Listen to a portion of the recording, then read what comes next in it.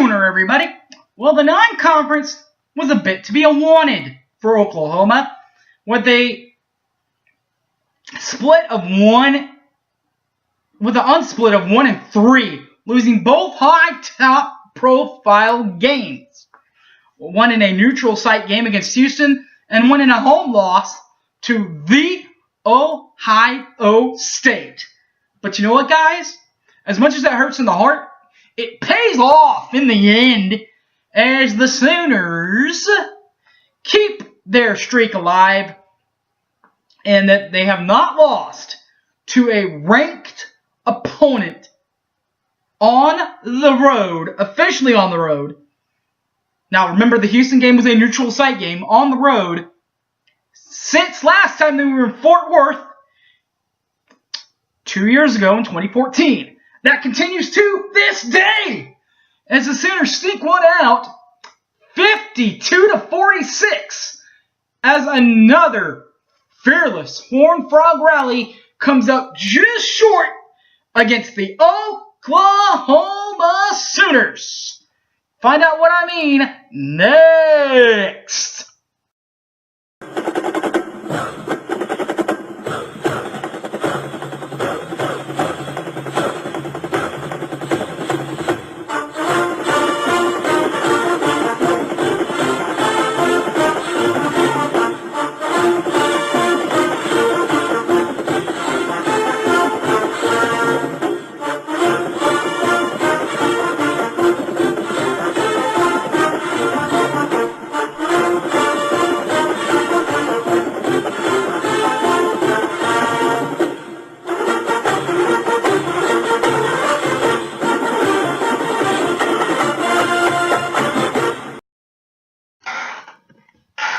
Sooners are sitting at 2-2.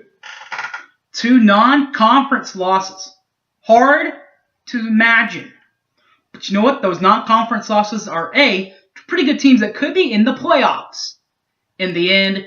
And it paid off as the Sooners keep their winning streak alive as far as games against ranked opponents on a true road game against a ranked opponent that's on the road. Ranked opponent on the road. This time it was TCU as the Horned Frogs, as another furious Horned Frog rally comes up just short against our beloved Oklahoma Sooners. 52-46 the final. Sooners win. This is how it looked statistically first before we get into the exciting ball game end of it. The statistical part of it, the Oklahoma Sooners, number 6, Baker Mayfield, baked 274 cookies as far as yards are concerned. Also threw 2 chocolate chips in those cookies for 2 touchdowns. His no interceptions, however. Long in the night, 64 yards. The Thrill of Fort Worth. Kenny Hill. Kenny the Thrill Hill. 7 touchdowns for Kenny. 449 yards. 5 touchdowns. Did, however, throw an interception for number 7, Kenny Hill. His long pass was a 74-yard bomb. Receiving-wise for Oklahoma, I am so happy to say that both running backs got to play tonight as far as OU's part is concerned. We'll start with the main man, the second leading man, number 25, Joe Mixon. 16 carries, 109, did have a touchdown. His long carry of the night was 64 yards. A 65th yard could have got him in the end zone. The other Sooner running back, number 32, Samaje Perine. 17 carries to go on to 101 yards, 2 touches. 29 was his long. Rushing-wise for TCU, Kyle Hicks, number 21. He had 15 rushes to go with 74 yards on the ground. 15 rushes, 74 yards on the ground. A touchdown. 15 was his longest run. Wide receiver wise, Oklahoma had D.D. Westbrook step it up a little bit. Number deucing 1, D.D. Westbrook had 7 catches to go with $158 yards, 2 touchdowns we'll talk about in a minute. His long catch was a 67-yard bomb. Receiving wise for TCU, number 21, Kyle Hicks. He had 6 catches to go with 81 yards and a touchdown. 61 was his long. With 52 and 46 points being put up respectively, the defense was a bit to be wanted, but you got to play some defense, right? So who were the defensive standouts and what could be considered part of the defense? And what defense was played? For Oklahoma, that star belongs to number 26, Jordan Evans, who finished with 10 total tackles, didn't have any fumbles forced or fumbles recovered or interceptions in this ballgame. For TCU, it's number 42, Ty Summers. He led the whole game with 13 tackles, yet, however, he also did not have any fumbles forced, fumbles recovered, or interceptions. Special teams. Oklahoma, Austin Seibert, 1 for 100%. His long was a 35-yard long to basically cinch the deal for Oklahoma. He didn't have any misses in this game, however. Brandon Hartford was the kicker for number 27. Brandon Hartford was the kicker for TCU. 1 for 100% for him. Number 20, his long was a 23-yard field goal. 0 misses on his side too. Punting for number 43, Austin Seibert, 5 attempts, 44.0 in average. His long was a 50-yard bomb. 2 punts landed inside the 20-yard line. 0 touchbacks. For number 27, for number 29, Adam Nunez, he had 6 punts attempted, 40.2 in average. 48 was his long, yet he did not have any land inside the 20 or have any touchbacks. Scoring highlights. We'll start in the first quarter as Kenny the Thrill Hill thrills the entire TCU population with a 18-yard pop to Justin Austin with 14:11 left after a turnover.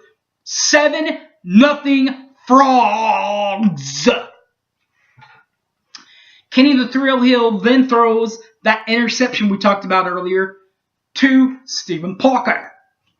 And the Sooners capitalize. A Baker Mayfield option keeper from 4 yards out with 7:59 left. 7-7 ball game. But then Kenny Hill thrills the TCU crowd again because of a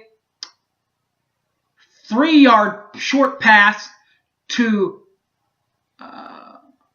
Cole Hunt, number 81, the tight end, for a touchdown. With 5:29 left, 14-7 TCU. TCU would even jump out their lead a little further as number 7, Kenny the Thrill Hill, thrills the crowd again. A 61-yard bomb to number 21, Kyle Hicks. With 2:42 left, 21-7 Horned Frogs. In the second quarter, the Sooners and the Ponies begin to rally around the stadium. And it starts when Baker Mayfield gets a 9-yard option keeper himself with 14:54 left 21-14 though. Frogs still in control. But a short while later, with 11-18 left, Samaje Perine handles that with an 8-yard touchdown run of his own. And we have us a ball game set, 21-21 set match. The Sooners then untie it twice.